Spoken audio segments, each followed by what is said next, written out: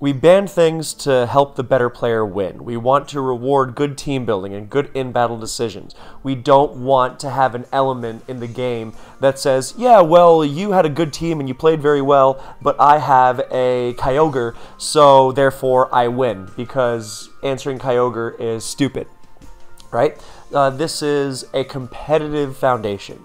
And it is not objective, it is not perfect, but it is as close to an objective merit-based system we are going to have. You know, we cannot just kick something out because, oh, it's unfun.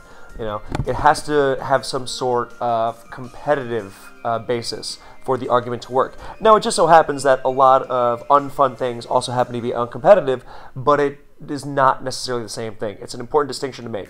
Now, let's get to another early counter argument that's used by inexperienced players. Well, Kyogre might be too much, but you can use Kyogre as well, right? So is that not fair, that you can also use Kyogre?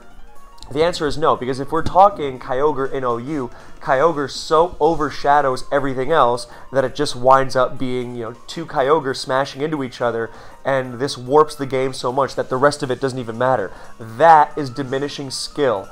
I'm not saying that there's no skill. A lot of people say, oh, well, you need skill to win with, insert thing here, therefore it's not broken. You need skill to win with anything that has ever been banned. The point is that it's disproportionate when it's something like Kyogre in an OU environment. So that is why we don't have Kyogre in OU. And another example, and this one's really common, people say, oh, well, this isn't broken, just use X to counter it.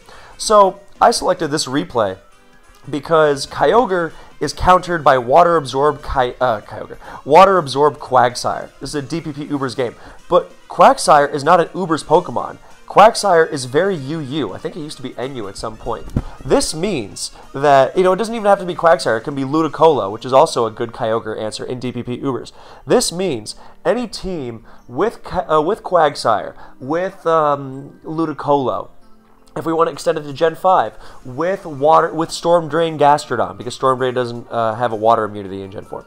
With Storm Drain Gastrodon, these mean that lower tier or OU Pokemon have counters to these Ubers. So does that mean that just because these Ubers exist, we drop them into OU? No, it doesn't. Even though you say, oh, well, these are good Pokemon. This is countered by... Well, the first distinction to make, I should say, I got ahead of myself.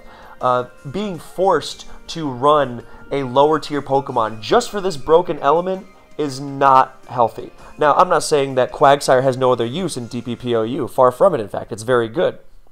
But if you drop Kyogre into OU, then you are very, very short on answers. And even those answers are not impenetrable. So it is just going to be warping team building to an unhealthy extent. And therefore, I realize this is an extreme example, but the logic applies to everything that's been banned, not just Kyogre. And we're using the extreme example to illustrate the concept more clearly. So there's no confusion, because I should hope that there's no one who would honestly say, oh, I think Kyogre would be fine in OU. Anyway, so yes, you would be forced to run Quagsire way too much. It's unhealthy dynamics do exist like this in certain metagames. I mean, look at Yveltal and its mandatory usage to not get destroyed by Calyrex Shadow in Gen 8 Ubers. But, yeah, and I think the metagame might be okay even, but it doesn't necessarily mean the dynamic is healthy. Now, so we have this DPPOU where everyone has to use Quagsire. That's messed up. Okay, so let's say that there is a better, or Abomasnow, let's say. Abomasnow, whatever.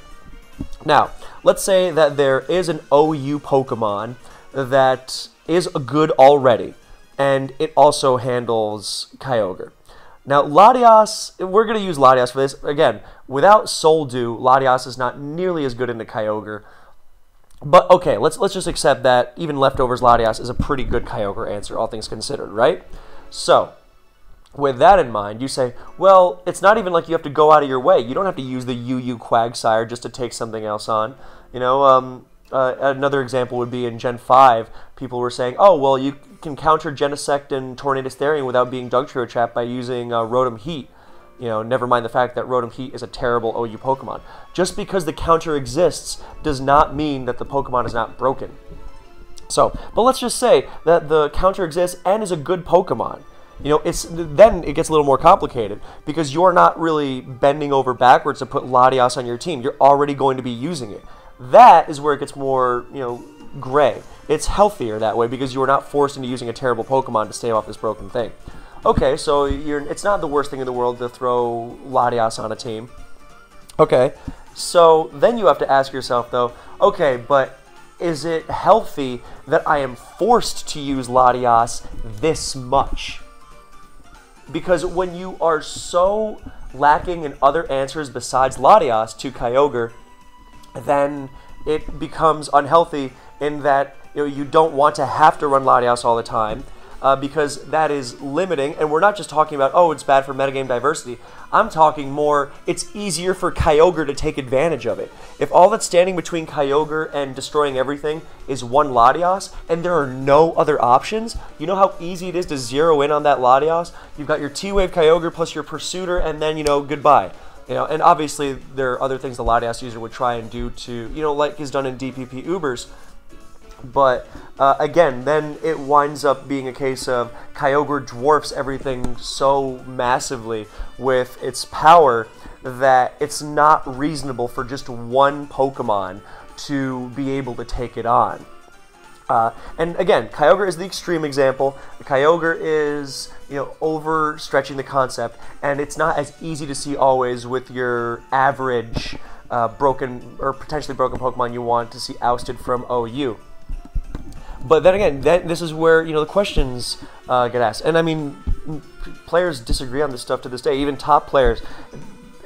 Being a top player does not preclude you from having bad tiering opinions. You know how many all-time great players have had awful opinions on tiering, just like stuff that's pretty close to being objectively wrong. Anyway, my point being, just because it can be checked, even with reasonable Pokemon, good Pokemon. And is not Kyogre tier overwhelming, doesn't necessarily mean that it's going to not be broken. Now, there's no real way to measure this concretely all the time because you have to say, oh, well, is the metagame better without it? There are ways to guess this. You can test it. You can see, not everyone might agree on it. But the questions you have to ask yourself, at least. It's not about having all the answers. It's about asking the right questions. And the questions you have to ask yourself are, is this too constricting in the team builder?